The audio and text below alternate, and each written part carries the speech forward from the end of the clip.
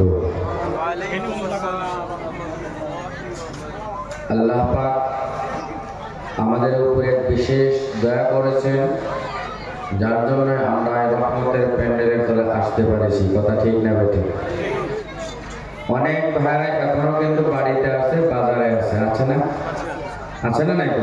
আচ্ছা, যে মহান আল্লাহ পাক আমাদের উপর এত দয়া করলেন, আসছি কষ্ট করে প্যান্ডেলের তলে, আর অল্প কষ্ট করে আল্লাহ এবং আল্লাহ রসুল যাতে রাজি হয়, তার জন্য অল্প কষ্ট আমরা ইনশাল্লাহ স্বীকার করবো। কে কে রাজি আছেন? হাত তুলেন তো। সত্য শুধু মুখ দিয়ে বললেন না, মুখের সাথে বুকের মিল আছে? মিল আছে? আল্লাহ রাস্তা আপনাকে অনুরোধ জানাই, সবাই নিজের সামনের ফাঁকা জায়গাগুলো পুরো করে দেন। এটা আমার জন্য না, আল্লাহ এবং আল্লাহ রসুলকে রাজি করার জন্য। কারণ সামনে যদি ফাঁকা জায়গা থাকে, শয়তান বসবে। বসবে কে? কথা বলেন, কে বসবে? শয়তান। আর শয়তান যদি আমাদের সঙ্গে হয়ে যায়, এখানে কোরআন হাদিসের কথা নিয়ে বাড়িতে যেতে পারবো? বিশ্বাস হয়? বলেন, বিশ্বাস হয়? বিশ্বাস হয় না। এই জন্য ভাইয়ারা দু একজন খোকার সাথে হেলান দিয়ে বসছেন, আপনারা থাকেন জায়গায়, সমস্যা নাই। বাকি যারা হেলান দেন নাই, তারা এগিয়ে আসেন, দরকার আসলে এগিয়ে আসেন। হেলান দিয়েছেন থাকেন, কারণ হেলান দিলে যে কি মজা, যে দেয় সেই জানে। কথা ঠিক না? এই যে ভাইরা দরকার আপনারা এগিয়ে আসেন, এই জায়গাটা পুরো করে দেন। আসেন, এই যুবক ভাই, আসো, এদিকে আসো, আসো ভাই। আপনারা অল্প কষ্ট করেন ভাই, হেলান দিয়েছেন, দেখতেছি। আসেন, আসেন, অল্প কষ্ট করেন ভাই, আসেন, আল্লাহর রাস্তায় আসেন, আল্লাহর রাস্তায় কোরআন হাদিসের মহব্বতে আসেন। আল্লাহ পাক যেন নাজাতের ওসিলা বানায় দেয়, আমিন। বাইরে অনেক ভাইয়েরা বসে আছেন, ভাইয়েরা আপনারা বোধহয় কিছু আমার খারাপ পাইছে, এই যেদিকে কিছু খারাপ পাইছে না, মনে মনে কিছু কইতেছে যে হুজুর আসে পারা আপনার লগে লগে এই কষ্ট দেওয়া শুরু করছে। আসেন, দয়া করে এগিয়ে আসেন, আসেন, আসেন। এই যে বক্সের বগলে বসে আছেন ভাই, আসেন, এগিয়ে আসেন। এই কোনায় এই বাচ্চারা বসে আছে, এদিকে আসো, এদিকে আসো, এদিকে।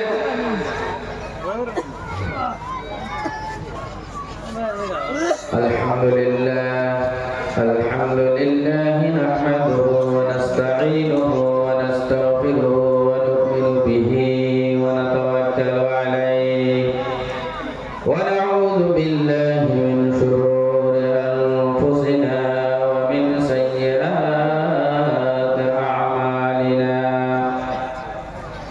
মান ইয়াহদিহিল্লাহু ফালা মুদিল্লা লাহু ওয়া মান يضلله فلا هادي له ونشهد أن لا إله إلا الله وحده لا شريك له ونشهد أن سيدنا ومولانا محمدا عبده ورسوله الذي أرسله بالحق بشيرا ونذيرا وداعيا إلى الله بإذنه وسراجا منيرا. فقد قال الله تبارك وتعالى في كلامه المجيد وفرقانه الحميد: أعوذ بالله من الشيطان الرجيم. بسم الله الرحمن الرحيم. وقال الشيطان لما قضي الأمر إن الله وعدكم وعد الحق ووعدتكم فأخلفتكم وما كان لي عليكم من سلطان إلا أن دعوتكم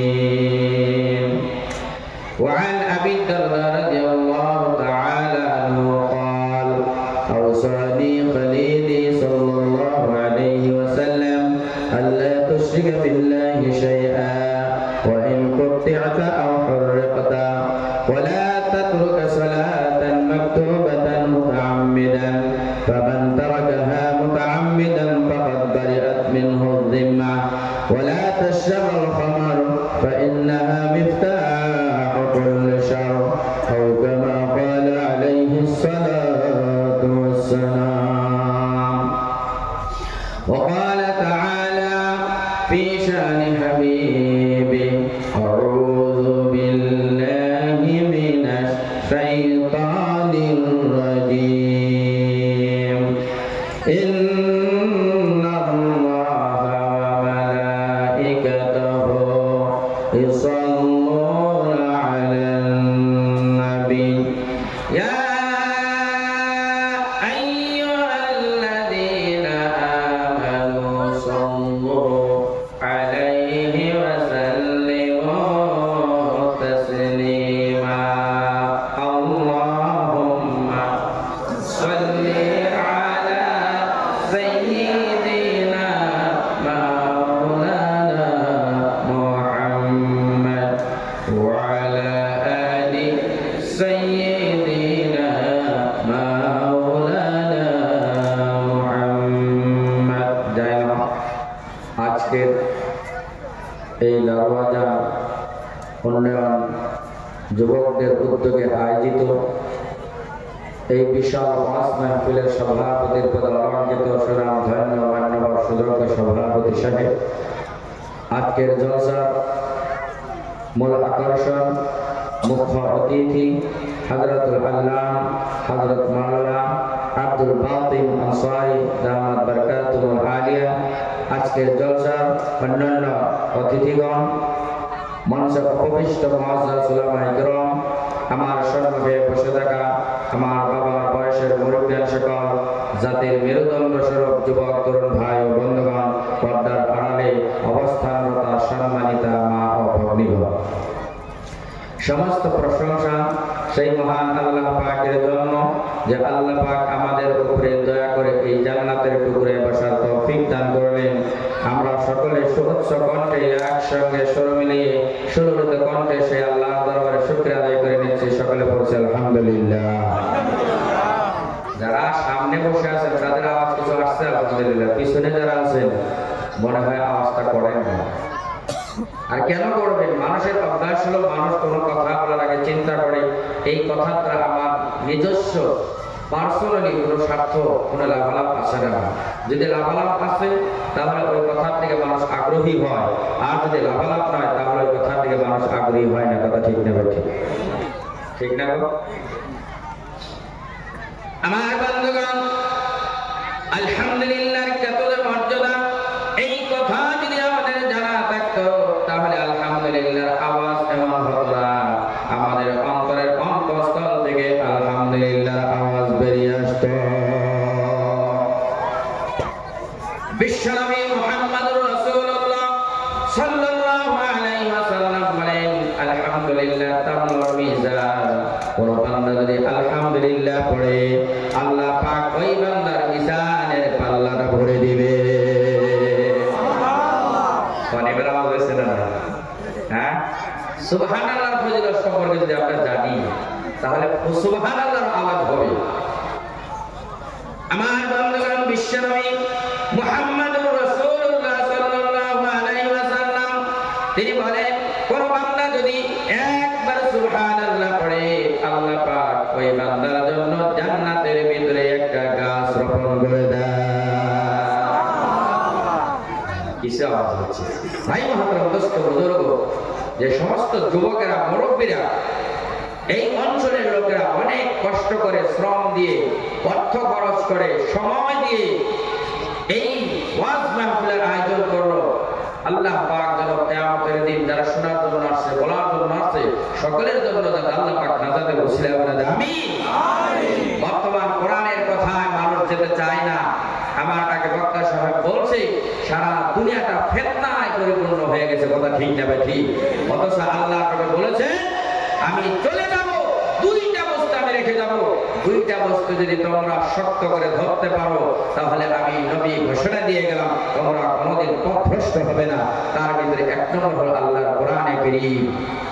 আর বর্তমান মানুষের কোরআনের সাথে সম্পর্ক নাই, কথা ঠিক না ঠিক? হ্যাঁ, এই কোরআনটা কার কিতাব? আওয়াজ করে বলেন কার কিতাব? আল্লাহর নাম নিতে সমস্যা আছে? এই কোরআন কোন মানুষে বানাইতে পারবে? পারবে? পারবে? পারবে না। এটা কার কথা? আল্লাহর কথা। কোরআনে কারীমে আল্লাহ রাব্বুল আলামিন বলেন, কুল লা ইন ইজতামাআতিল ইনসু ওয়াল জিন্নু আলা আন ইয়াতু বিমিথলি হাদাল কুরআন লা ইয়াতুনা বিমিথলিহি ওয়ালাউ কানা বা'দুহুম লিবা'দিন যাহিরা। আল্লাহ রাব্বুল আলামিন বলেন, নবী গো ঘোষণা দেন, পৃথিবীর সমস্ত জিনেরা আর মানুষেরা যদি একত্রিত হয়ে যায় আর পরস্পরের জন্য যদি সাহায্যকারী হয়ে যায়, মানুষ যদি জিনের জন্য সাহায্যকারী হয়ে যায়, জিন যদি মানুষের জন্য সাহায্যকারী হয়ে যায়, আল্লাহর কোরআনের মতো আরেকটা কোরআন বানানোর জন্য যদি প্রচেষ্টা চালায়, আল্লাহর কোরআনের মতো আরেকটা কোরআন বানাইতে পারবে না। পারবে? এই বিশাল 30 পারা কোরআন বানানো লাগবে না, ছোট্ট থেকে একটা ছোট্ট সূরা বানায় দেখো। আল্লাহ পাক সারা পৃথিবীর মানুষ এবং জিনকে চ্যালেঞ্জ করেছে। কোরআনে কারীম আল্লাহ রাব্বুল আলামিন বলেন, ওয়া ইন কুনতুম ফি রাইবিম মিম্মা নাযালনা আলা আবদিনা ফাআতু বিসূরাতিম মিন মিথলি ওয়াদ'উ শুহাদাআকুম মিন দুনিল্লাহি ইন কুনতুম সাদিকিন। আল্লাহ রাব্বুল আলামিন বলেন, আমি আমার বান্দা মুহাম্মাদের উপরে যে কোরআন অবতীর্ণ করেছি, নাযিল করেছি, তোমরা যদি তাতে কোনো সন্দেহ না করো তাহলে ছোট্ট থেকে একটা ছোট্ট সূরা তোমরা বানিয়ে আনো। আল্লাহ পাক বলেন, এই কাজ করতে গিয়ে আল্লাহ ছাড়া যত সাহায্যকারী আছে মানুষের ভিতরে, জিনের ভিতরে, সমস্ত সাহায্যকারীদেরকে ডাকো, সমস্ত সাহায্যকারীর সাহায্য গ্রহণ করো। আল্লাহ পাক বলেন, ফা ইল্লাম তাফআলু, তারপরেও যদি তোমরা করতে না পারো, আর আল্লাহ পাক বলেন ফালান তাফআলু, কখনো তা করতে পারবে না। সুতরাং সেই জাহান্নামের আগুনকে ভয় করো, যে জাহান্নামের ইন্ধন হবে মানুষ আর পাথর। জাহান্নামটা আল্লাহ পাক জাহান্নামের ইন্ধন স্বরূপ মানুষ এবং পাথরকে আল্লাহ পাক ব্যবহার করবে। ও মুসলমান ভাইরা, আল্লাহ পাক বলতেছে ওই কোরআনের মতো সূরা তোমরা বানাইতে পারবে না। সুতরাং সেই জাহান্নামকে ভয় করো, যে জাহান্নামের ইন্ধন হবে মানুষ এবং পাথর। জাহান্নামের ভয়টা যদি মানুষের দিলের ভিতরে থাকে তাহলে মানুষ খারাপ কাজ থেকে বেঁচে থাকাটা সহজ হয়ে যাবে, ঠিক না ঠিক? ভাইরা, এত সুন্দর প্যান্ডেল করে দিয়েছে, তারপরেও যারা এখানে আসে না, কিয়ামতের দিন যদি তাদেরকে প্রশ্ন করা হয়, বান্দারে কোরআন দিয়ে হাদিস দিয়ে আমার দিকে আহ্বান করা হয়েছিল, ওই আহ্বানে সারা দেশ না, যা আজকে তো জাহান্নামের ফয়সালা করে দিলাম, বাঁচা যাবে? কোন বাঁচা যাবে? দুনিয়াতে আল্লাহ পাক যুক্তি দিয়ে মানুষকে বুঝিয়েছে, আর আল্লাহ পাকের চূড়ান্ত যুক্তি তুলে ধরবে আল্লাহ পাক কিয়ামতের দিন। বান্দা আল্লাহর যুক্তি অস্বীকার করতে পারবে না। দুনিয়াতে হয়তো নানা রকমের, যদিও গ্রহণযোগ্য নয়, গ্রহণযোগ্য এবং গ্রহণযোগ্য নানা রকমের যুক্তি দিয়ে মানুষ কোরআন হাদিসের বিরোধিতা করে, কথা ঠিক না ঠিক? শয়তানের রাস্তায় চলে, চলে কি চলে না? কিন্তু যারা শয়তানের রাস্তায় চলে জাহান্নামে হয়ে যাবে। শয়তান কিয়ামতের দিন তাদেরকে বাঁচাইতে পারবে? কথা বলেন, পারবে? পারবে না। বরঞ্চ শয়তান কিয়ামতের দিন জাহান্নামীদের মনের বেদনা, মনের কষ্ট আরো বাড়িয়ে দিবে। কোরআনে কারীমে আল্লাহ রাব্বুল আলামিন বলেন, وقال الشيطان لما قضي الأمر إن الله وعدكم وعد الحق ووعدتكم فأخلفتكم وما كان لي عليكم من سلطان. জোরে বলেন আল্লাহু আকবার। আল্লাহ রাব্বুল আলামিন বলেন, কিয়ামতের দিন যখন চূড়ান্ত সিদ্ধান্ত হয়ে যাবে, জান্নাতীদের জান্নাতের ফয়সালা হয়ে যাবে,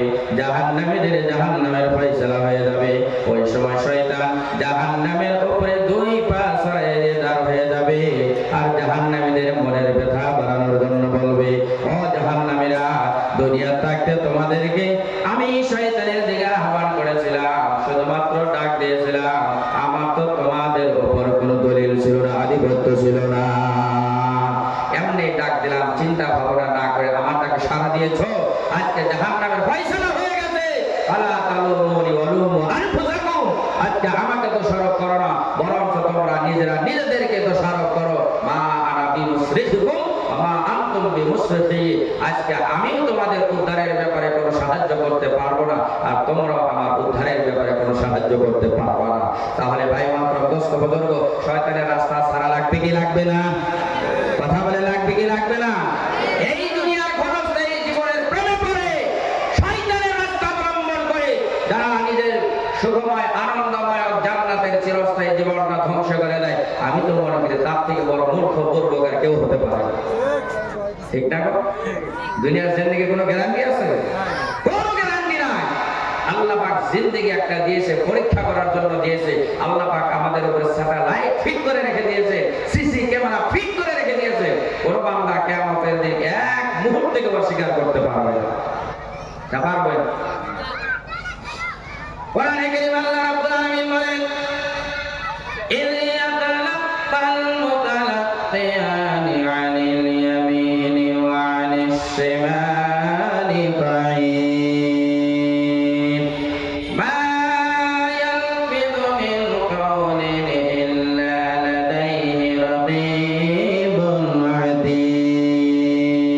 বলেন আল্লাহু আকবার। আল্লাহ রাব্বুল আলামিন বলেন, আল্লাহ পাক বান্দার ডানে এবং বামে দুই কাঁধে দুইজন নিয়ন্ত্রণকারী ফেরেশতা নিয়োগ করে রেখে দিয়েছে। আল্লাহ বলেন, বান্দা এমন কোনো কথা বলতে পারে না তবে নিয়ন্ত্রণকারী ফেরেশতার কাছে রেকর্ড হয় না।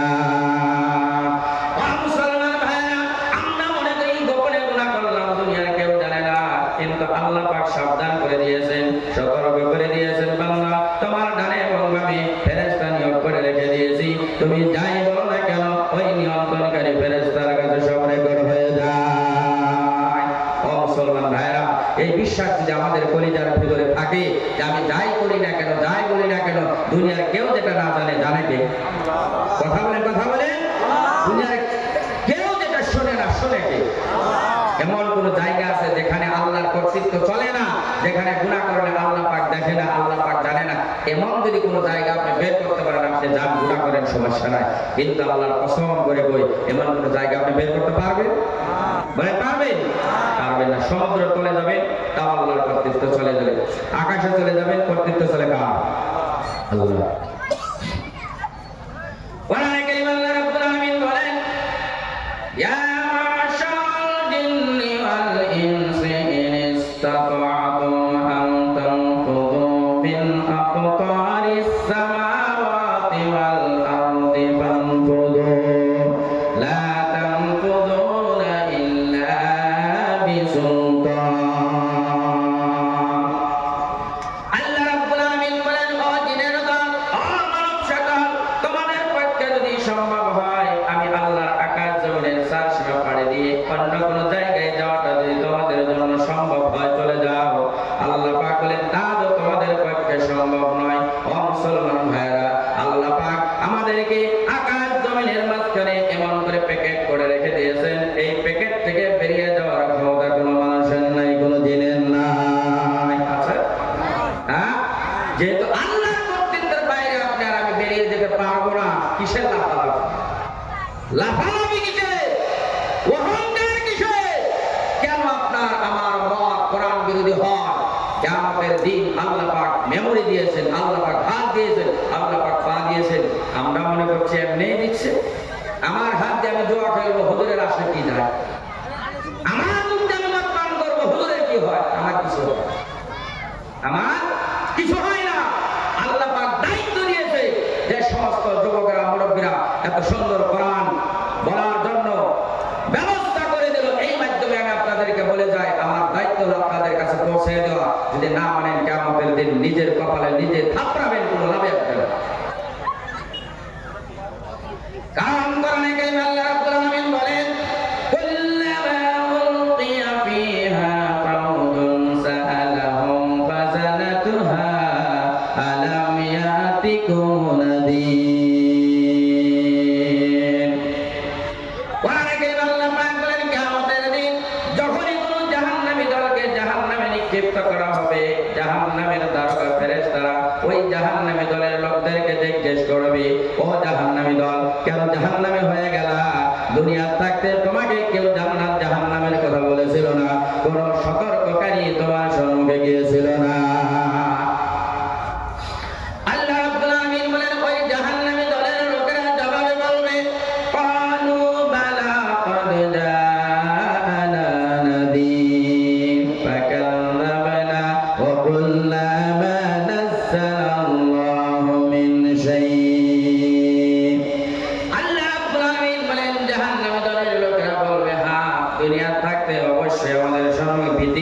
নিদর্শনকারী গিয়েছিল, সতর্ককারী গিয়েছিল, জান্নাত জাহান্নামের কথা বলেছিল, কিন্তু পোড়া কপাল আমরা তাদেরকে মিথ্যা গণ্য করতাম আর বলতাম আল্লাহ পাক এই রকমের কোনো কিছুই নাযিল করে না। আল্লাহ পাক আরো বলেন তারা আফসোস করবে, আরে দুনিয়ার থাকতে যারা কোরআন হাদিস দিয়ে জান্নাতের দিকে আহ্বান করতো, তাদের ডাকে যদি সাড়া দিতাম, তাদের কথাগুলো যদি শুনতাম, তাহলে আজকে জাহান্নামের দলে শামিল হতাম না। আল্লাহ পাক বলে বান্দা ফাতরাফু বিদামবিহি, আজকে তোমার অপরাধ স্বীকার করা ছাড়া কোনো রাস্তা নাই, আজকে আর তোমার হিলা বাহানা কিছুই চলবে না। এই জন্য আল্লাহর দেওয়া হাত, আল্লাহর দেওয়া চোখ, আল্লাহর দেওয়া সমস্ত অঙ্গ প্রত্যঙ্গ দিয়ে আল্লাহর দেওয়া বিধান বিরোধী কোনো কাজে লিপ্ত হওয়া যাবে না। ইসলাম নিয়ে কত ধরনের ফিতনা শুরু হয়ে গেছে। নবীজি বলেছেন ৭৩টা দল হয়ে যাবে, ফিরকাতুন ওয়াহিদাতুল জান্নাহ। এই ৭৩ দলের ভিতরে একটা দল জান্নাতে যাবে। সাহাবায়ে কেরাম আশ্চর্য হয়ে গেলেন, বলেন ইয়া রাসূলুল্লাহ ৭৩টা দলে মানুষ বিভক্ত হয়ে যাবে, শুধুমাত্র একটা দল জান্নাতে যাবে, জানি না আমরা কোন দলের অন্তর্ভুক্ত হয়ে যায়। নবীজি বললেন সাহাবীরা কোনো চিন্তা করো না, মা আনা আলাইহি ওয়া সাহাবী, যেই দলে আমি আছি, যেই দলে আমার সাহাবীরা আছে, ওই দলটাই হবে জান্নাতের দল। যেই দলের কাজের সাথে নবীর কাজের সাথে মিল আছে, যেই দলের কাজের সাথে সাহাবীদের কাজের সাথে মিল আছে, ওই দলটাই হলো জান্নাতি দল। যারা ইসলামের নামে নানা রকমের বস্তু আবিষ্কার করেছে, যেগুলো আর মিল কোনো নবীর কাজের সাথে নাই, সাহাবীদের কাজের সাথে নাই, ওগুলো হলো জাহান্নামী দল। ওগুলো দল থেকে নিজেকে দূরে রাখতে হবে। ভাই মহান দোস্ত বুজুর্গ, এই জন্য কোরআনের সাথে সম্পর্ক গভীর করে কোরআন ধরতে হবে, কোরআন বুঝতে হবে, কোরআন পড়তে হবে। কিন্তু পোড়া কপাল মুসলমানদের কেমন অবস্থা, নিজের ছেলে মেয়েদের উপরে এত অন্যায় করেছে, এত জুলুম করেছে, কোরআনের শিক্ষার থেকে ছেলে মেয়েকে বঞ্চিত করেছে। বাবা যখন মারা যায়, নিজের ছেলের ভিতরে এতটুকু ক্ষমতা নাই, নিজের বাবার জন্য দোয়া করবে রব্বির হামহুমা কামা রাব্বায়ানি সগীরা, এই দোয়া সন্তান করতে পারে না। ওই যে মাদ্রাসাতে যেতে হবে, ঠিক না বেঠি? বলেন ঠিক না বেঠি? কোরআনের শিক্ষায় শিক্ষিত করে। কারণ বিশ্বনবী বলেন খায়রুকুম মান তাআল্লামাল কুরআনা ওয়া আল্লামা, একজন মানুষ যদি শ্রেষ্ঠ মানুষে পরিণত হতে চায়, একজন মানুষ যদি উত্তম মানুষে পরিণত হতে চায়, তাহলে তার টাকার দিকে কোনো লক্ষ্য করা লাগবে না, তার সৌন্দর্যতার দিকে কোনো লক্ষ্য করা লাগবে না, তার ফেমাস কত জনপ্রিয়তা লক্ষ্য করা লাগবে না। নবীজি বলেন তোমাদের ভিতরে সর্বশ্রেষ্ঠ ওই বান্দা যে নিজে কোরআন শিখে এবং অন্যকে কোরআনের শিক্ষা দেয়। সুবহানাল্লাহ।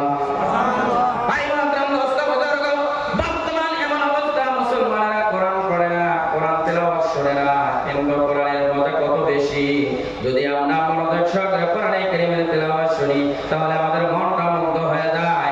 এই কোরআন আবু জাহেল তারা চেষ্টা করেছিল মানুষ যাতে কোরআনের তেলাওয়াত শুনতে না পারে, যারা আইন পাঠ করেছিল তারাই গোপনে গোপনে পালায়ে বিশ্ব নবীর তেলাওয়াত শুনত।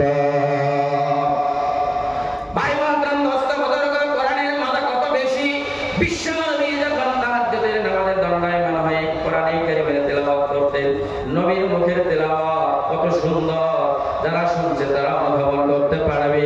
আবু জাহেল, উতবা, শাইবা, আবু সুফিয়ান যারা আইন পাস করেছিল কোরআন মানুষকে শুনতে দেব না, ওই আবু জাহেল, উতবা, শাইবা বিশ্ব নবী তাহাজ্জুদের নামাজে তেলাওয়াত করে তারা গোপনে গোপনে বিশ্ব নবীর ঘরের চার কোণায় দাঁড়ায় গেছে। কিতাবের ভিতরে পাওয়া যায় নবীজির তেলাওয়াতে এত মজা, দাঁড়াইয়ে সারা রাত তেলাওয়াত শুনছে, তেলাওয়াতের মজায় তারা বসার কথা পর্যন্ত ভুলে গেছে। যখন তাহাজ্জুদের নামাজ শেষ করলেন, ফজরের রক্ত হয়ে যায়, অবস্থা হয়ে গেল, তারা চারজন বাড়ির থেকে রওনা হয়ে গেছে। যাইতে যাইতে রাস্তায় এক জায়গায় 3 আলি 4 আলিতে চারজনের সাক্ষাৎ হয়ে গেছে। এবার আবু জাহেল জিজ্ঞেস করে, ও সব আবু সুফিয়ান তুমি কোথায় যাচ্ছিলা? আবু সুফিয়ান বলে, আবু জাহেল আমি কোথায় যাচ্ছিলাম পরে বলবো, তুমি বলো তুমি কোথায় যাচ্ছিলা? চারজন লোক ধরা পড়ে গেছে। এবার আবু জাহেল বলে, ও আবু সুফিয়ান, ও উতবা, ও শাইবা, আমরা হলো মক্কার নেতা, আমরাই তো আইন পাস করেছি কোরআন যাতে মানুষ শুনতে না পারে, আমরা যদি পালিয়ে মুহাম্মাদের তিলাওয়াত শুনি, মানুষ যদি জানতে পারে, মানুষকে এই তিলাওয়াত থেকে দূরে রাখা সম্ভব হবে না। এই জন্য তোমরা আমার হাতে হাত রাখো আর প্রতিজ্ঞাবদ্ধ হও, কাল থেকে আর কেউ তিলাওয়াত শুনতে আসবে না। পরের দিন রাত হয়ে গেছে। এখন আবু সুফিয়ান চিন্তা করে, আবু জাহেলের হাতে হাত রেখে প্রতিজ্ঞা করলাম আবু জাহেল তার আজকে তিলাওয়াত শুনতে যাবে না। উতবা সাহেবা তারা তো আবু জাহেলকে ভয় পায়, আবু জাহেলের ভয়ে আর তো আজকে তিলাওয়াত শুনতে যাবে না। আবু সুফিয়ান মনে মনে ভাবে, আজকে মন ভরে প্রাণ ভরে মুহাম্মাদের তিলাওয়াতের মজা নিব। আবু জাহেল মনে মনে ভাবে, আরে আমার হাতে হাত রেখে তারা প্রতিজ্ঞা করলো, তারাও তো যাবে না, যা আজকে দেখে আমি একা একা তিলাওয়াত শুনবো। উতবা সাহেবা তারাও ভাবে, আবু সুফিয়ান আবু জাহেল তারা হলো বড় নেতা, তারা তো যাবেই না, আজকে আমরা একা একা তেলাওয়াতের মজা নেই। আবার 4 জন চোর ধরা পড়ে গেছে। ভাই ও ভাইরা, কোরআনের এত মজা, আর বর্তমান মুসলমান হয়ে আমরা কোরআনে কারিমের তেলাওয়াত করতে জানি না। কথা ঠিক না? হ্যাঁ ঠিক না গো? এই কোরআন তেলাওয়াত শিখে, কোরআন তেলাওয়াত যদি শিখা হয়, বিশ্বনবী বলেন ইন্না হাদিল কুলুব তাসদাউ কামা ইয়াসদাউ হাদিদ ইযা আসাবাহুল মা। নবীজি বলেন যে লোহাতে পানি পড়লে মামড়ে ধরে, মানুষ যখন গুনাহ করে, গুনাহ করার ফলে মানুষের অন্তরে কালো দাগ পড়ে যায়। কেউ জিজ্ঞেস করলেন, ইয়া রাসূলুল্লাহ, গুনাহ করলাম, গুনাহ করার ফলে অন্তরে কালো দাগ পড়ে গেল, এই কালো দাগ পরিষ্কার করার উপায় কি? অনেক উপায় আছে, তার ভিতরে এই হাদিসের ভিতরে বিশ্ব নবী 2টা উপায়ের কথা ব্যক্ত করেছেন।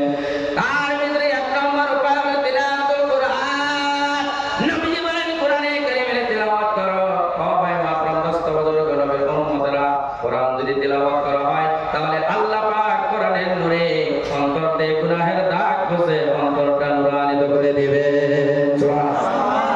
ভাই মাতরম দোস্ত বুজুর্গ, এই কোরআনের মর্যাদা এত বেশি, বিশ্বনবী বলেন মান কারা হারফাম মিনাল কোরআনি ফালাহু আশরুন। কোন বান্দা যদি এই কোরআন দিয়ে একটা অক্ষর উচ্চারণ করে, এক অক্ষরের পরিবর্তে এই বান্দার আমলনামায় 10টা সওয়াব দান করা হয়।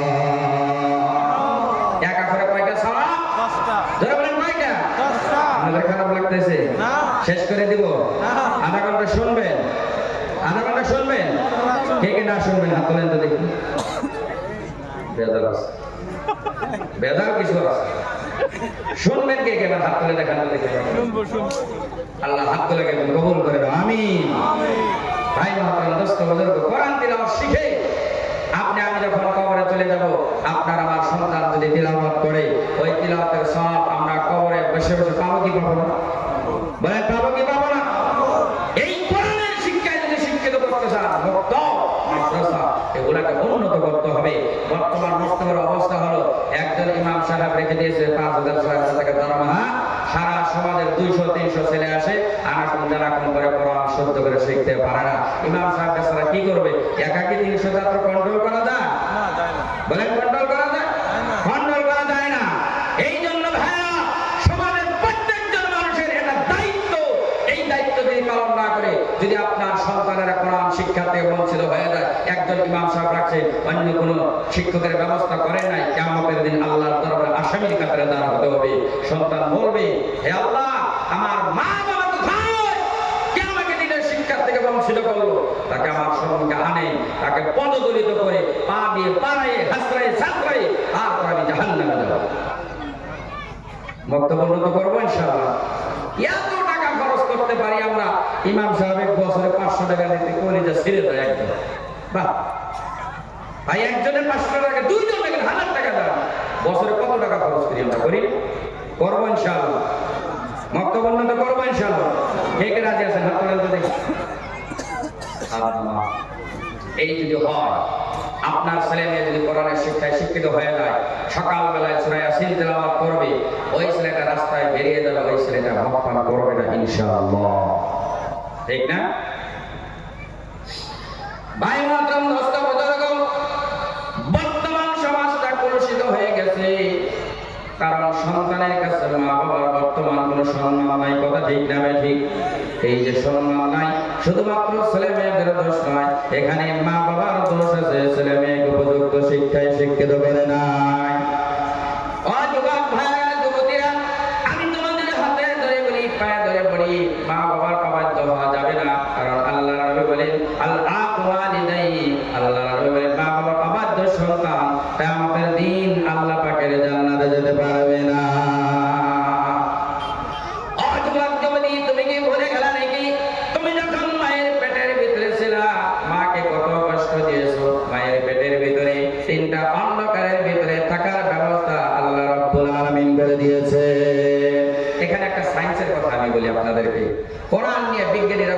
করেছে একটা আয়াত কোরআনে কারীমে আল্লাহ রাব্বুল আলামিন বলে ইয়াখলুকুকুম ফি বুতুনি উম্মাহাতিকুম খালকাম মিন বা'দি খালকিন ফি যুলুমাতিন সালাস যালিকুমুল্লাহু রাব্বুকুম লাহুল মুলক লা ইলাহা ইল্লা হু ফাআন্না তুসরাফুন আল্লাহু আকবার আল্লাহ রাব্বুল আলামিন বলেন আল্লাহ পাক তোমাদেরকে মায়ের পেটের ভিতরে তিনটা অন্ধকারের ভিতরে পর্যায়ক্রমে সৃষ্টি করেছে একদিনে কিন্তু মায়ের পেটের ভিতরে সন্তান হয় নাই আল্লাহ পাক বলেন তিনটা অন্ধকারের ভিতরে পর্যায়ক্রমে আল্লাহ পাক তোমাদেরকে সৃষ্টি করেছে এবার বিজ্ঞানীরা গবেষণা শুরু করলেন কোরআন নাকি বলে মায়ের পেটের ভিতরে তিনটা অন্ধকারের ভিতরে পর্যায়ক্রমে সন্তান গঠিত হয় এবার বিজ্ঞানীরা এই আয়াত নিয়ে গবেষণা করলেন লম্বা কথা কানাডা টরন্টো বিশ্ববিদ্যালয়ের মহান তথ্যবিদের চেয়ারম্যান যার নাম হলো ডক্টর কেট মুর তিনি এক বিবৃতিতে বলেছেন আমরা যখন এই আয়াত নিয়ে গবেষণা করলাম আমরা দেখতে পাইলাম অবশ্যই আল্লাহ পাক মায়ের পেটের ভিতরে তিনটা পর্দার ভিতরে আল্লাহ পাক সন্তানের জায়গা করে দিয়েছেন সুবহানাল্লাহ কয়টা তিনটা পর্দার ভিতরে হাদিস শরীফে আসছে সবাইকে নির্গত এক ফোঁটা পানি যখন মায়ের গর্ভের ভিতরে ঢুকে যায় 40 দিনের ভিতরে আল্লাহ পাক রক্তপিণ্ড ওই পানিটাকে পরিণত করে দেয় আবার 40 দিনে আল্লাহ পাক মাংসপিণ্ডে পরিণত করে দেয় আবার 40 দিনে আল্লাহ পাক সুন্দর একটা আকৃতি বানায় চামড়া দিয়ে মাংস দিয়ে ছাউনি করে তার ভিতরে রূপ ঢুকায় দেয় সুবহানাল্লাহ আজওয়াজওয়ানি 4 মাসের তখন আমরা হয়ে গিয়েছিলাম মায়ের পেটের ভিতরে সন্তানের হাত পা লড়ছড় শুরু হয়ে যায় সন্তান মায়ের পেটের ভিতরে হাত দিয়ে লড়ছড় করে ঘুষা মেরে দেয় পা দিয়ে লড়ছড় করে এবার লাথি মেরে দেয় মার তো তখন স্বাভাবিক অবস্থা থাকে না মা সারাদিন বাড়িতে কাম কাজ করে রাত্রে তখন খেতে বসে পেটের ভিতরে সন্তান হাত দিয়ে ঘুষা মেরে দেয় পা দিয়ে লাথি মেরে দেয় সারাদিনের ক্ষুধার্ত মা পেটের সন্তানের যন্ত্রণায় খানা বাদ দিয়ে বিছানার দিকে চলে যায় আবার যখন বিছানায় ঘুমাতে যায় পেটের ভিতরে সন্তান হাত দিয়ে ঘুষা মেরে দেয় পা দিয়ে লাথি মেরে দেয় আর স্বাভাবিক অবস্থা থাকে না যন্ত্রণা শুরু হয়ে যায় পেটের ভিতরে যন্ত্রণা শুরু হয়ে যায় গর্ভবতী মা একবার বসে একবার উঠে এমন করতে করতে সারাটি রাত পার করে দেয় অযুবতী আল্লাহ নবী বলেন ওই মায়ের সাথে যারা বেয়াদবি করবে কিয়ামতের দিন আল্লাহ পাকের জান্নাতে তারা প্রবেশ করতে পারবে না ধাক্কা দিলে বাচ্চা বেরিয়ে যাবে আমি কি লেগে ধাপ না দিবে আর উপরে গেলে তোমার এই আছে এই জন্য যুবতী মায়ের সাথে সদাচরণ করতে হবে বাবার সাথে সদাচরণ করতে হবে শুধুমাত্র গর্ভে ধারণ করা কষ্ট তাই তো শেষ নয় নিজের শরীরের তাজা রক্ত প্রবাহিত করে ডেলিভারি করেছে মাদের যখন প্রসব বেদনা শুরু হয়ে যায় মৃত্যু যন্ত্রণাটাকে কিতাবের ভাষায় বলা হয়েছে মায়েদের যখন প্রসব বেদনা শুরু হয়ে যায় মনে মনে ভাবে আমি তো আর বাঁচবো না এই দুনিয়া থেকে মনে হয় শেষবারের মতো এবার চলে যাব স্বামীর সঙ্গে পরামর্শ করে স্বামীর কাছে সমস্ত সম্পদের হিসাব কিতাব বুঝে দিয়ে বলে স্বামী গো আপনার সাথে সংসার করতে গিয়ে যদি কোনো ভুল হয়ে গেছে আল্লাহর রাস্তায় আপনি আমাকে মাফ করে দিবেন আপনার সাথে ভুল করেছে আল্লাহর রাস্তায় মাফ করে দেন আমার মনে হয় এবার আর আমি বাঁচবো না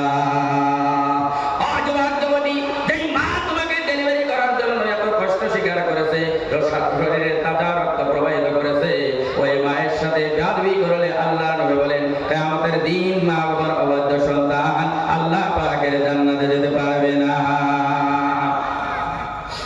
শুধুমাত্র তো তাই নয় সারা শরীরের ভিটামিন খরচ হয়ে এনার্জি খরচ হয়ে মায়ের বুকের ভিতরে আল্লাহ পাক দুধের ব্যবস্থা করে রেখে দিয়েছে এটা কিন্তু এমনি হয় না দুধ পান যখন করায় মায়ের স্বাস্থ্যের উপরে তার প্রভাব পড়ে পড়ে কি পড়ে না সারা শরীর থেকে নির্গত দুধ পান তোমাকে আমাকে করাইছে ওই মায়ের সাথে যদি তুমি বেয়াদবি করো আল্লাহ নবী বলে খবরদার মায়ের সাথে বেয়াদবি করো না মায়ের সাথে বেয়াদবি করলে কিয়ামতের দিন আল্লাহ জান্নাতে যেতে পারবে শুধুমাত্র তো তাই নয় আরো কত কষ্ট স্বীকার করেছে ঠান্ডার দিন সন্তান যদি ছোট থাকে আর এখন তো হারগিস আছে, কতগুলো ব্যবস্থা আছে, পেশাব পায়খানা রোধ করা যায়, ঠিক না ভাই ঠিক? আগের যুগে এগুলো ছিল না, শুধুমাত্র তেনা কাপড় আর খেতা। রাত্রে বারবার পেশাব করতাম, এক পর্যায়ে সমস্ত তেনা কাপড় খেতা সব শেষ হয়ে যেত, বিছানায় পেশাব করে দিতাম। মা এবার চিন্তা করতো, পেশাব বিছানায় ভিজে আছে, আমার সন্তান যদি পেশাবের উপরে ঘুমায়, রাতে তার জ্বর সর্দি কাশ হয়ে যেতে পারে, এই ভয় মনে করে নিজে পেশাবের উপরে ঘুমায় থাকতো, নিজের কলিজার টুকরা সন্তানকে নিজের বুকে আঁকড়াইয়া ধরে রাখতো। কথা ঠিক না বেটি? ওই মায়ের সাথে যদি কেউ বেয়াদবি করে, নবীজি বলেন ওই মায়ের বেয়াদব সন্তান কিয়ামতের দিন আল্লাহ পাকের জান্নাতে যেতে পারবে না। একজন যুবকের কথা আমার মনে পড়ে গেল। একজন যুবক তার মায়ের কাছে চলে গেছে, মা তুমি একটা আমার জন্য তো অনেক কষ্ট স্বীকার করেছো, তবে তুমি বলো কি করলে তুমি জীবনের দাবিটা আমাকে মাফ করে দিবে? মা বলে, বাবা রে, তোমার জন্য এত কষ্ট করেছি, তুমি তো এই দাবি পূরণ করতে পারবে না। এবার সন্তান ছাড়ে না, মা বলে পারবে না, সন্তানও ছাড়ে না। মা এবার ডাক দিয়ে বলে, বাবা কোনো বড় কাম করা লাগবে না, কালকে যখন তুমি বাজারে যাবে, বাজার থেকে একটা পাকা আম তুমি বাড়িতে কিনে আনবে। সন্তান মনে মনে ভাবে, মা মনে হয় আম খাওয়ার ইচ্ছা যাচ্ছে, আম খাওয়াইলে মা মনে হয় সারা জীবনের দাবিটা মাফ করে দিবে। মায়ের কথা মতো পরের দিন বাজারে চলে গেছে, বাজারের দিকে আম নিয়ে মায়ের কাছে চলে যাচ্ছে, ডাকতে বলে, মা তুমি না বলছিলে আমার জন্য আম আনছি, তুমি খেয়ে নাও, আমাকে তুমি মাফ করে দাও। মা বলে, বাবা রে, আম তো খাওয়ার জন্য আনার কথা আমি বলে নাই, কেন বললাম? এবার মা ডাকতে বলে, বাবা এখন তো ঠান্ডার দিন, রাত্রে যখন তুমি বিছানায় ঘুমাবে কম্বলের তলে, এই পাকা আমটা তোমার বুকের গরম জায়গায় নিয়ে তুমি ঘুমাবে। তারপরে কি হবে? তারপরে যা হবে হবে, ঘুমাবে। সকালবেলায় আমটা আমি মায়ের হাতে তুমি তুলে দিবা। সন্তান মায়ের কথা মতো পাকা আমকে নিয়ে কম্বলের তলে ঘুমাচ্ছে। ঘুম ধরছে, এক পর্যায়ে ঘুমের অবস্থায় কাল পরিবর্তন হচ্ছে, বুকের উপর থেকে আম কোন সময় পিঠের তলে বলে চাষনি হয়ে গেছে, সন্তান বের পায় না। সকালবেলায় মায়ের কাছে চলে গেছে, ডাক দিয়ে বলে, মা তোমার কথা পূরণ করতে পারলাম না। বলে, কি হয়েছে? বলে, রাত্রে আম নিয়ে ঘুমাচ্ছিলাম ঠিকই, কিন্তু কোন সময় আম বুকের উপর থেকে পিঠের তলে বলে চাষনি হয়ে গেছে, টের পাই নাই। মা এবার চোখের পানি ছেড়ে দিয়ে ডাক দিয়ে বলে, বাবা শুধুমাত্র একটা রাত তুমি বুকে গরম করে আমার হাতে তুলে দিতে পারলা না, অথচ 4 বছর 5 বছর পর্যন্ত তোমাকে বুকে রাখলাম, একদিনের জন্য তো বাবা তুমি আমার পিঠের তলে পড়লা না। ও সন্তান, জবান যুবতীরা, ওই মা বাবা যদি তোমার উপর সন্তুষ্ট হয়, আল্লাহ নবী বলেন কিয়ামতের দিন আল্লাহ পাকের জান্নাত পাওয়া যাবে না। বাবা সন্তানের জন্য কি না কি কষ্ট না করে, সারাদিন কাম কাজ করে, বাড়ির মানুষের বাড়িতে কাজ করে, খেত খামারে কাজ করে, অনেক কষ্ট করে, মাথার ঘাম জমিনে ফেলায় সন্তানের মুখে হাসি ফোটানোর জন্য সারাদিন কষ্ট করে। বাবা খায় না খায় নিজের সন্তানের মুখে হাসি ফোটানোর জন্য চেষ্টা করে। একজন বাবা যতই গরিব হোক না কেন, তার মনের ভিতরে ইচ্ছা থাকে, আমার সন্তানটাকে যদি ভালো স্কুলে পড়াই, বড় মানুষ বানাইতে পারতাম, আমার সন্তানটাকে বড় একজন আলিম বানাইতে পারতাম, আমার সন্তানটাকে যদি আমি একজন ভালো মানুষ হিসেবে বানাইতে পারতাম, এই আশাটা কিন্তু প্রত্যেকজন বাবার মনের ভিতরে থাকে, থাকে না? বলেন থাকে কি থাকে না? এই জন্য যুবক যুবতী, যেই মা বাবা নিজে না খেয়ে তোমাকে খাওয়াইলো, নিজে সারা কাপড় পরিধান করে ঈদের নামাজ পড়তে গেল, কিন্তু তোমাকে আমাকে সারা কাপড় কোনোদিন পিন্দি দিয়ে যাইতে দেয় নাই, ওই মা বাবা যদি তোমার উপর সন্তুষ্ট হয়ে যায়, আল্লাহ নবী বলেন কিয়ামতের দিন ওই মা বাবার অবাধ্য সন্তান জান্নাতে যেতে পারবে না। কারণ এটা কোরআনে কারীমের ফয়সালা। আল্লাহ পাক বলেছেন ইবাদত একমাত্র আল্লাহর জন্য হবে। যারা বলেন কার জন্য? ইবাদত কার জন্য? আল্লাহ পাক বলেন ইবাদতটা আল্লাহর জন্য হবে। তারপর মানুষের দায়িত্ব হলো মানুষ যেন তার মা বাবার সাথে সদাচরণ করে, ভালো ব্যবহার। কোরআনে কারীম আল্লাহ রাব্বুল আলামিন বলেন, ওয়া কাদা রাব্বুকা আল্লা তা'বুদু ইল্লা ইয়্যাহু ওয়া বিল ওয়ালিদাইনি ইহসানা ইম্মা ইয়াবলুগান্না ইনদাকাল কিবরা আহাদুহুমা আও কিলাহুমা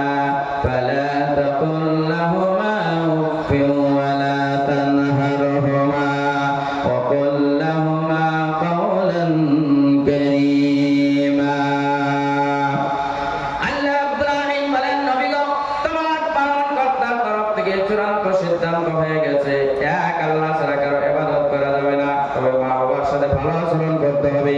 মা বাবার সাথে কেমন আচরণ করবেন এই ব্যাখ্যা নিজেই আল্লাহ পাক কোরআনে কারীমের ভিতরে দিয়েছে।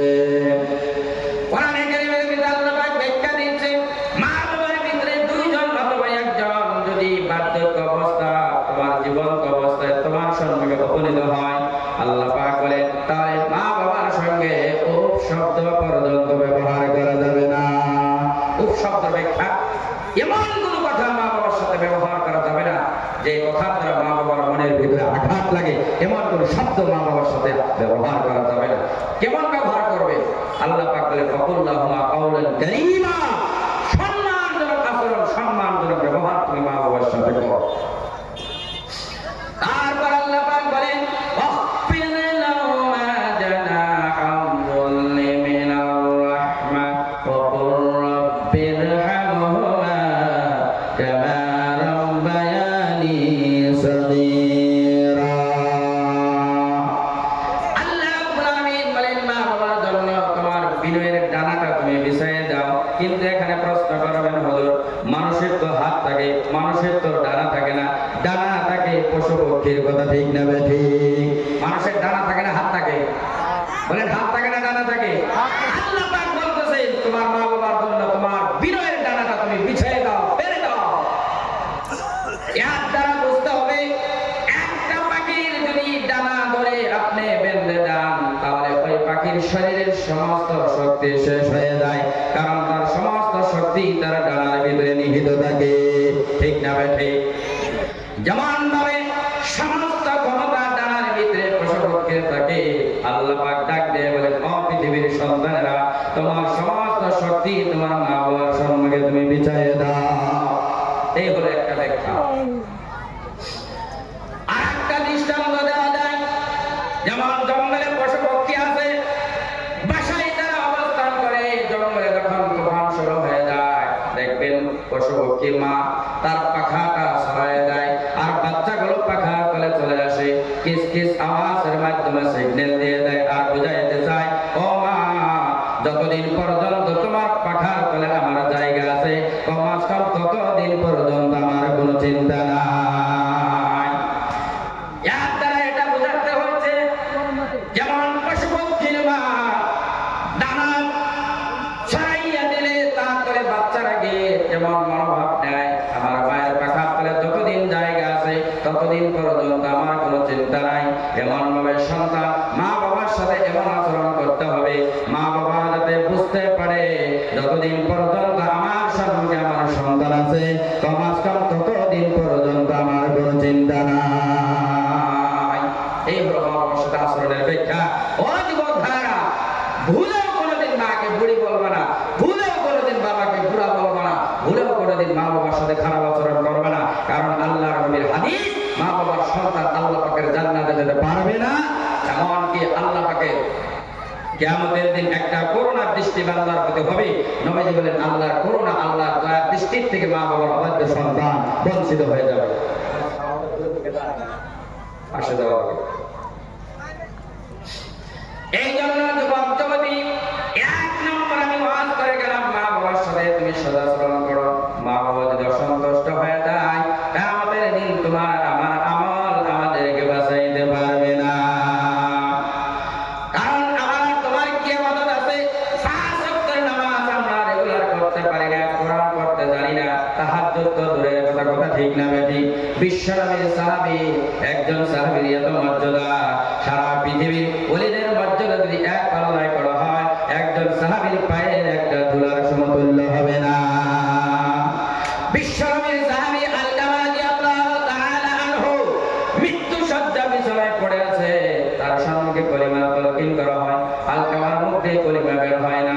আলকামার স্ত্রী নবীজির দরবারে খবর পাঠিয়ে দিলেন ইয়া রাসূলুল্লাহ আমার স্বামী আলকামা মৃত্যু শয্যা বিছানায় পড়ে আছে, তার সঙ্গে কলিমা তালকিন করা হয়, আমার স্বামীর মুখ দিয়ে কলিমা বের হয় না। আলকামা রাদিয়াল্লাহু তাআলা আনহু স্ত্রী নবীজির দরবারে খবর পাঠিয়ে দিলেন। নবীজি চারজন সাহাবীর একটা দল গঠন করলেন। যারা বলেন কয়জন সাহাবী? চারজন সাহাবীর দল গঠন করলেন আর বললেন যাও যাও যাও ওই আলকামার খোঁজ খবর নিয়ে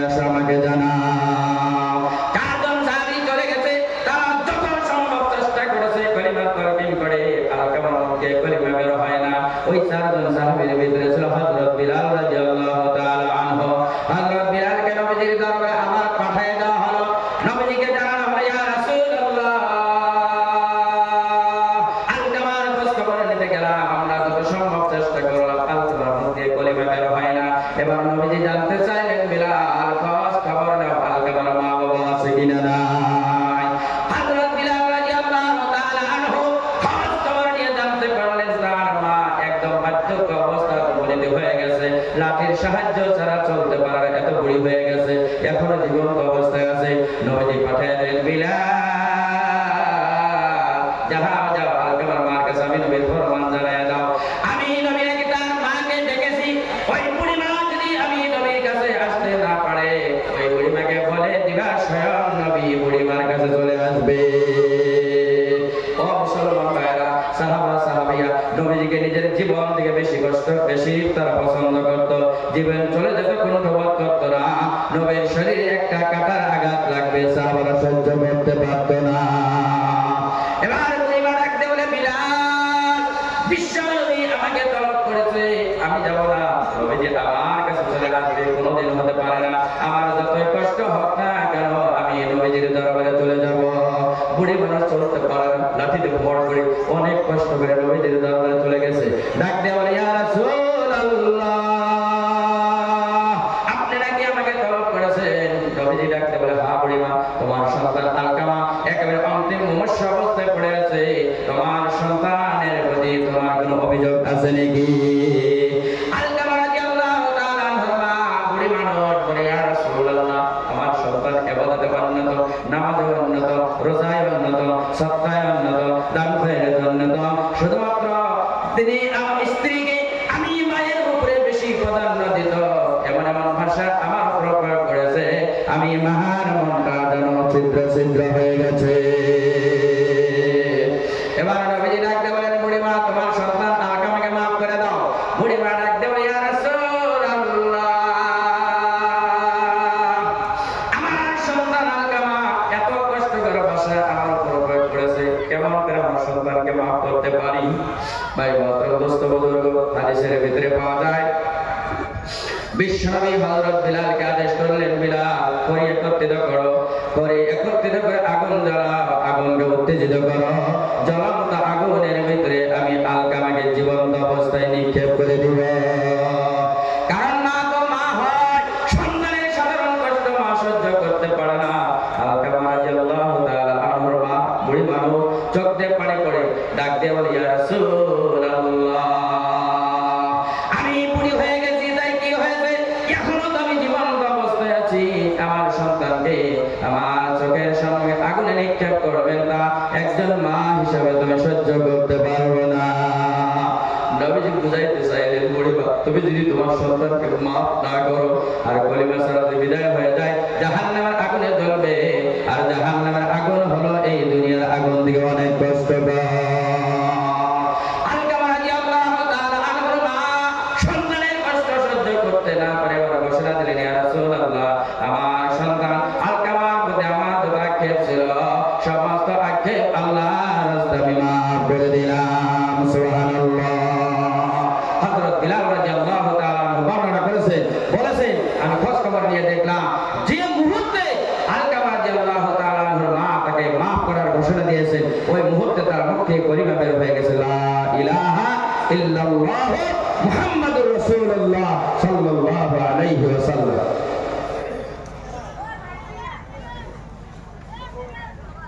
আচ্ছা, আপনাদের কি খারাপ লাগতেছে? অল্প সময় শোনা যাবে না? ঘুমে ধরছে? হ্যাঁ, ঘুমে ধরছে নাকি?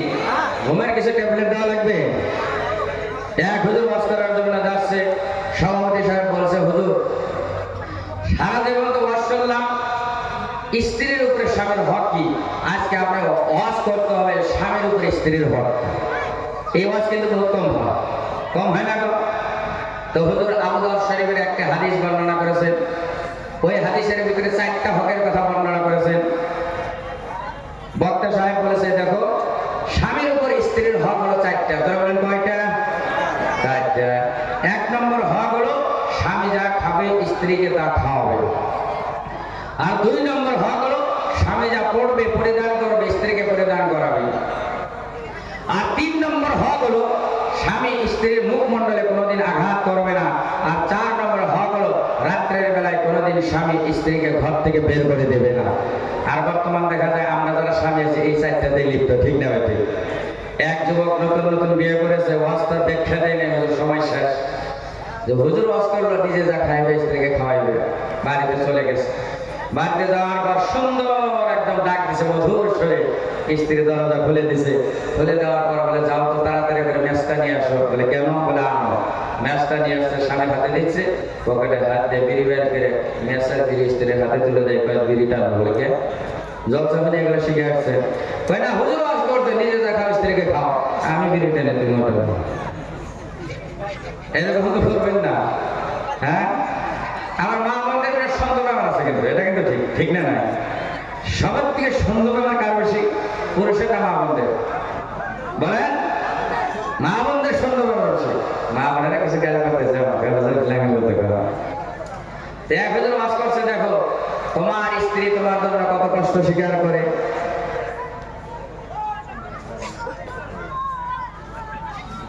তবে স্ত্রী তোমার জন্য কত কষ্ট স্বীকার করে।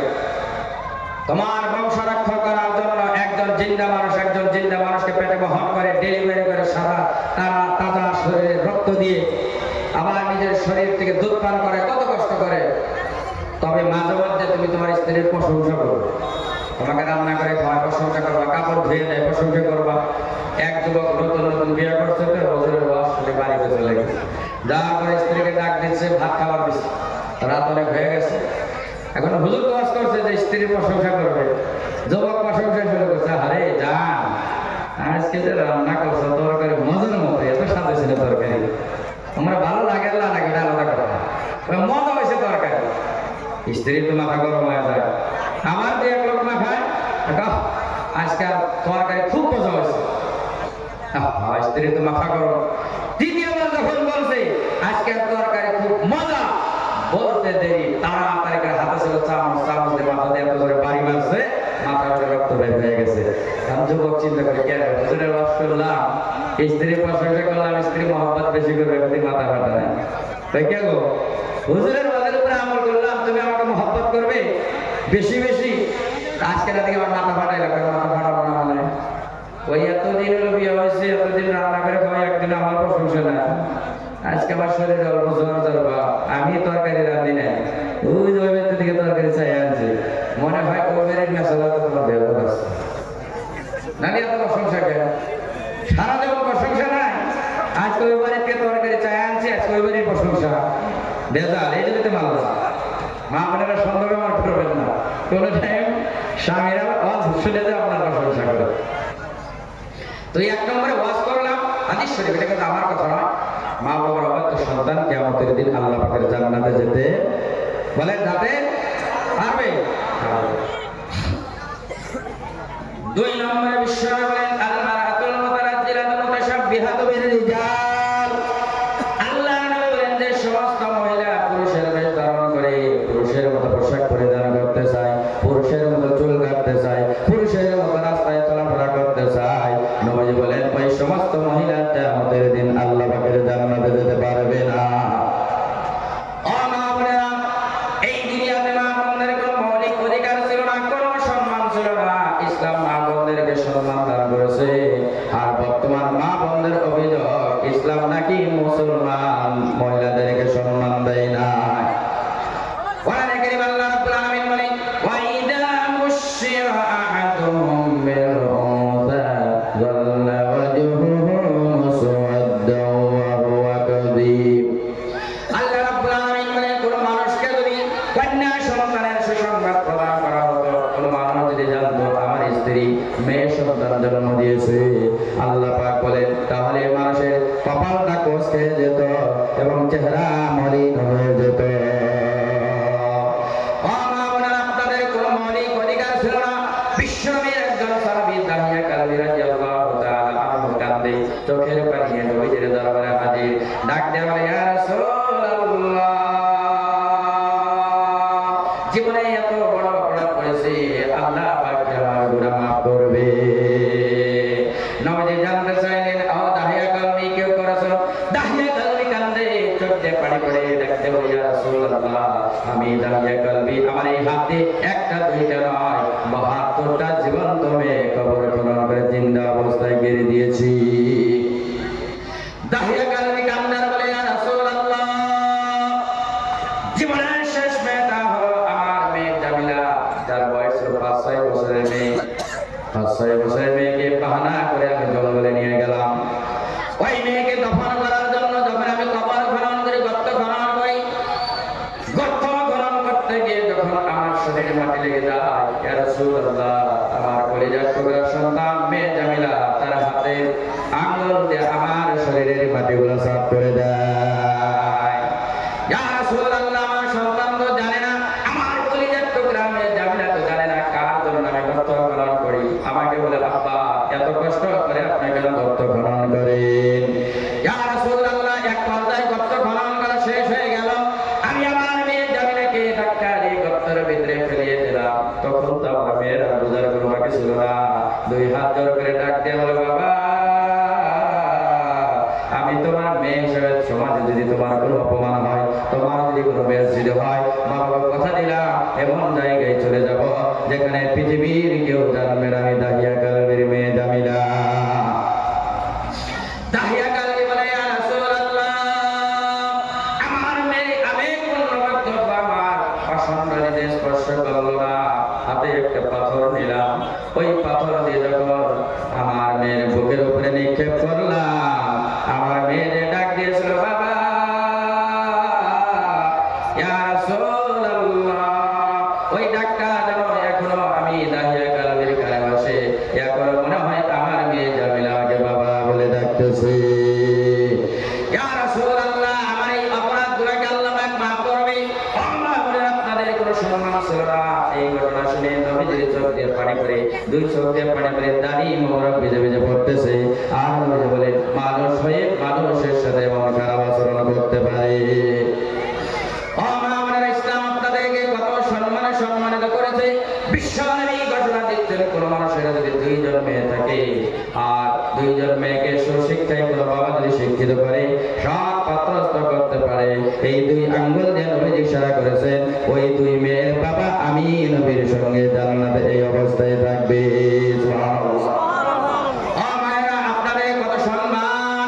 মায়ের পেটের ভিতর থেকে যখন দুনিয়াতে আসলেন, আপনার ইজ্জতে আপনার সতীত্বে যাতে কোনো আঘাত না আসে, এই জন্য যতদিন পর্যন্ত আপনার বিয়ে হবে না, সমস্ত খরচের দায়িত্ব আল্লাহ পাক বাবার উপর খরচ করে দিয়েছে। আবার যখন আপনাদের বিয়ে হয়ে গেল, তারপরেও যদি আপনার সতীত্বে কোনো আঘাত আসে, আপনার ইজ্জত হানি যেন হয়ে না যায়, এই জন্য একজন স্ত্রীর সমস্ত খরচের দায়িত্ব আল্লাহ পাক স্বামীর উপর খরচ করে দিয়েছে।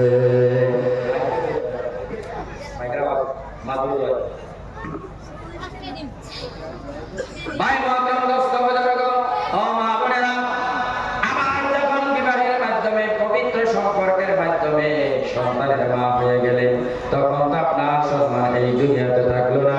আল্লাহ নবী ঘোষণা দিচ্ছে, সন্তানের জান্নাত হলো তার মায়ের পায়ের তলে। মারবানা তোকে বাইকের মেশিন ভালো এক লেভেলে রাখে, যেটা আছে রেখে দাও, হাতে রেখে দাও। এখন যেটা আছে মা বোনেরা, কত সম্মান। পুরুষের পায়ের তলে হলো জুতা স্যান্ডেল। আল্লাহ বলে, একজন মহিলা যখন মা হয়ে যায়, ওই মায়ের পায়ের তলে হলো সন্তানের জান্নাত। একজন সাহাবী বিশ্বনবীর দরবারে হাজির হলেন। বিশ্বনবীর দরবারে সাহাবী হাজির হয়ে বলে, ইয়া রাসূলুল্লাহ, ইসলামিক সংগ্রামে আমাকে অংশগ্রহণ করার অনুমতি দেন। নবীজি বলেন, আলাকা উম্মুন, তোমার কি মা আছে? বলে, হ্যাঁ আমার মা আছে। নবীজি বলেন, যাও ইযহাব ফাকরিমহা ফা ইন্নাল জান্নাতা তাহতা কদমাইহা। নবীজি বলেন, চলে যাও, তোমার মায়ের সাথে তুমি ভালো আচরণ করো, কারণ তোমার জান্নাত হলো তোমার মায়ের পায়ের তলে। ও মায়েরা, এত সম্মানিত করেছেন, তারপরেও যদি আপনারা পর্দা না করেন, যদি বলেন ইসলাম আপনাদেরকে সম্মান দেয় নাই, আল্লাহ নবী বলেন, বেপর্দা মহিলা কিয়ামতের দিন আল্লাহ পাকের জান্নাতে যেতে পারবে না। এই জন্য মা বোনেরা, আপনাদের হাতে ধরে বলি, পায়ে ধরে বলি, জান্নাতি সমস্ত নারীদের নেতৃত্বে হবেন মা ফাতিমাতুজ জাহরা রাদিয়াল্লাহু তাআলা আনহা। বিশ্বনবীর কলিজার টুকরা মৃত্যু রোগে যখন আক্রান্ত হয়ে গেলেন, স্বামী আলীকে ডাকতে বলে, আলী স্বামী গো, মনে হয় আমি আর বাঁচব না। তবে আপনাকে আমি ওসিয়ত করে গেলাম, আমার মৃত্যুর পর আমার জানাজার নামাজে বেশি লোকজন রাখবেন না, দিনের বেলায় আমার জানাজার নামাজ সম্পন্ন করবেন না। এবার হযরত আলী বলে, ফাতেমা নবীজি দুনিয়াতে চলে গেছে, এখনো 6 মাস করা হয় না, তুমি নবীর মেয়ে, কলিজার টুকরা যদি চলে যাও, আমরা কেমন করে ধৈর্য ধারণ করব? মা বাবা সব বলে দিলেন, স্বামী গো, আমার বাবার ইন্তেকালের পর যেমন করে ধৈর্য ধারণ করেছে, আমার ইন্তেকালের পরেও তেমনই ধৈর্য ধারণ করবে। হযরত আলী বলে, ফাতেমা তুমি নবীর মেয়ে, তোমার জানাজার নামাজের লোকজন রাখবে না, কেমন করে হতে পারে? এই মদিনার সমস্ত আনসার মুহাজিরদেরকে একত্রিত করে তারপর তোমার জানাজার নামাজ সম্পন্ন করব। মা ফাতিমা তো জানানা রাদিয়াল্লাহু তাআলা আনহা বলে, না না না স্বামী, তা করবেন না। অবশেষে কারণ জিজ্ঞেস করা হলো, ফাতিমা কেন লোকজন রাখবো না, কেন রাত্রের বেলা কয়েকজন লোক নিয়ে তোমার জানাজার নামাজ পড়বো? এবার মা ফাতিমা ডাক দিয়ে বলে, স্বামী গো, আমার বাবা বিশ্বনবী আমার জীবন অবস্থায় পর্দার হুকুম করেছিল, সারা জীবন পর্দার হুকুমটা অক্ষরে অক্ষরে পালন করেছি, একমাত্র আমার স্বামী ছাড়া আমার রূপ কোনো ভিন পুরুষ দেখে নাই। আমি চাই না মৃত্যুর পরে দিনের বেলায় যদি আমার জানাজার নামাজ অসংখ্য লোকদের উপস্থিতি করা হয়, তাহলে কমাস কম লোকেরা অনুমান করতে পারবে নবীর মেয়ে কত মোটা কত লম্বা ছিল। এই সুযোগ আমি দিতে চাই না। মৃত্যুর পর আমাকে রাত্রের বেলায় জানাজার নামাজ পড়ে দফন করে রেখে দিবেন। ও মায়েরা, সেই ফাতিমার নেতৃত্বে যদি জান্নাতে হতে চান, তাহলে পর্দা করতে হবে। পর্দা করবেন, দুনিয়াতে আল্লাহ পাক সম্মান বাড়ায়া দিবে। পর্দা করবেন, কিয়ামতের দিন আল্লাহ পাক জান্নাত দান করে দিবেন। সুবহানাল্লাহ। কারণ মেয়েরা যদি পর্দা করে, শালীন পোশাক পরিধান করে যদি রাস্তায় বের হয়ে যায়, যুবকদের সম্মুখে যদি ধরা পড়ে, তাহলে যুবকেরা দেখবেন তাকে নিজের বোনের সম্মানে সম্মানিত করে। আর যদি বয়স্ক মহিলা হয়, তাহলে নিজের মা, নিজের চাচি, নিজের খালা, নিজের ফুফুর সম্মানে সম্মানিত করে। আর যদি আশাক পোশাক পরিধান করে, ইসলাম বিরোধী যদি ছেঁড়া লম্পেট হাবিজাবি পরিধান করে যদি রাস্তায় বের হয়, যুবকেরা তাকে সম্মান করে, খারাপ দৃষ্টিতে তার দিকে তাকায়। এই জন্য মা বোনেরা, পর্দা হলো সবথেকে বড় সিকিউরিটি। আপনার সতীত্ব রক্ষার জন্য পর্দা করবেন, ইনশাআল্লাহ আপনার সতীত্ব রক্ষা হয়ে যাবে। যে মেয়েটার দুনিয়াতে সতীত্ব নয়, ওই মেয়েটার মানুষের সমাজের মানুষের নজরে কোনো দাম নাই। ঠিক না ভাই? ঠিক না গো? এই জন্য মা বোনেরা, আপনাদের হাতে ধরে বলে গেলাম, আপনারা যদি কিয়ামতের দিন মা ফাতিমার নেতৃত্বে জান্নাতে হতে পারেন, পর্দায় থাকবেন, হতে পারবেন। আর বেপর্দা যদি হয়ে যান, নবীজি বলেন, বেপর্দা মহিলা কিয়ামতের দিন আল্লাহ পাকের জান্নাতে যেতে পারবো না।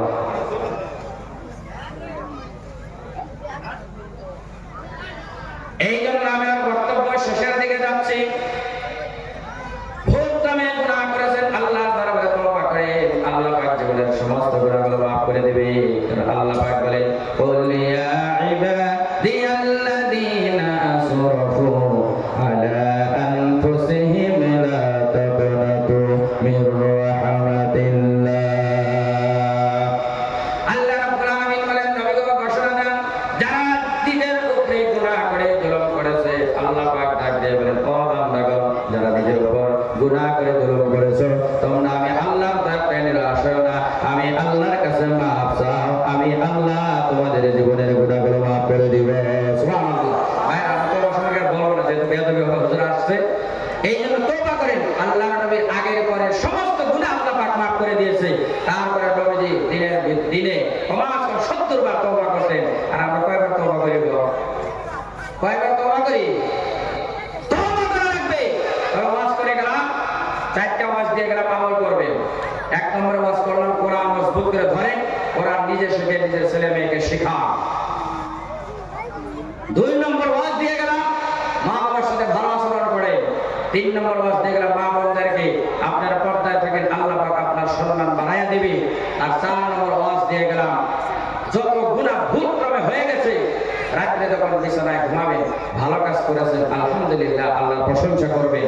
আপনার আমার দ্বারা গুনাহ হয়ে গেছে, রাত্রে ঘুমানোর সময় তওবা করবেন, আল্লাহ এই যে ঘুমালাম, জানি না আমার ঘুম থেকে জাগ্রত হবে কি হবে না, কোনো গ্যারান্টি আছে? কোনো গ্যারান্টি আছে? আল্লাহ, যত ভুল করেছি আমার কুদরতি পায়ে সেজদা দিয়ে তোমার কাছে মাফ চাইলাম, তুমি মাফ করে দাও। আর যখন ঘুমাবেন, পারেন যদি ওযুর অবস্থায় বিছানায় ঘুমার চেষ্টা করবেন। কারণ নবীজি বলেন, কোন মানব যদি উযু করে ওযুর অবস্থায় রাত্রে বিছানায় ঘুমায়, আর ওই ঘুমান্ত অবস্থায় যদি মওত হয়ে যায়, আল্লাহ পাক ওই লোকটাকে শাহাদাতের মওত দান করে দেয়, সুবহানাল্লাহ, শহীদের মর্যাদা দান করে দেয়। আমার বলার ভিতরে কোনো ভুল ভ্রান্তি হচ্ছে যদি মাফ করবেন, আর আমল করার যদি কিছু আছে আমল করার চেষ্টা করবেন ইনশাআল্লাহ। আর আমার জন্য দোয়া করবেন, কে কে হাত তোলেন যদি। আল্লাহ হাত তোলাকে কবুল করুক, আমিন। আমি আপনাদের জন্য দোয়া করি, আল্লাহ পাক যেন আপনাদের এই ওয়াজ মাহফিলকে কবুল করে, এরপরে আমল করে আমাদেরকে যাতে দুনিয়ার ফিতনা ফাসাদ থেকে হেফাজত থেকে কিয়ামতের দিন বিনা হিসাবে আল্লাহর দয়া যাতে জান্নাত নসিব করে দেয়, এটুকু দোয়া করে আমার শেষ করছি। আখির দাওয়ানা আলহামদুলিল্লাহি রাব্বিল আলামিন। আসসালামু আলাইকুম ওয়া রাহমাতুল্লাহি ওয়া বারাকাতুহু। আলহামদুলিল্লাহ, মুফতি বাহারুল ইসলাম সাহেব অল্প সময়ের ভিতরে যতগুলি কথা বলেছে, যদি আমরা মেনে নিতে পারি, ইনশাআল্লাহ রাব্বুল আলামিন আমাদেরকে দুনিয়া আখিরাতে কামিয়াব করবে। আর আমাদের সম্মুখে যিনাদের মা বাবা আজ বেঁচে আছে, মা বাবার সাথে আমরা কোনোদিন বেয়াদবি না করি। মা যদি ইন্তেকাল হয়ে যায়, আমরা ছেলের সন্তান অনেক মা বলি না নাই, কিন্তু নিজের আপন মার সাথে যে মা ডাক দেওয়া হয়, এই ডাক আর সারা জিন্দেগি ভর যদি বিশ্রানো হয় পাওয়া যাবে না। পাওয়া যাবে কি? এই মার প্রতি যত মধুরতা আছে, এই